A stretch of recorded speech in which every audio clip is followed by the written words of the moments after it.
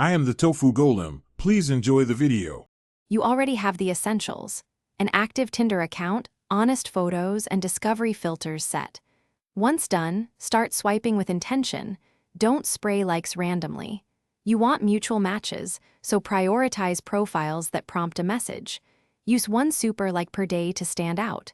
Make sure your bio gives a single conversation prompt. Begin the first message within minutes of a match, so momentum builds, and the possibility of becoming friends actually exists.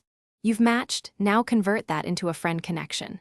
Start with a targeted opener about a detail in their photos or bio to signal attention. Once you get a reply, ask follow-ups and share small personal details to build trust.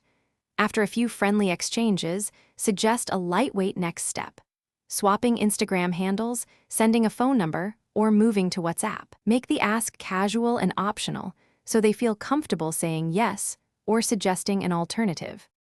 Once they agree, post the contact clearly in chat and ask them to confirm by saying a short word or emoji so you know it's correct. Save the number or follow their social handle immediately. If they decline, continue the conversation on Tinder and look for another natural opening later. If you can't send messages, make sure Tinder has messaging permissions and your internet is stable.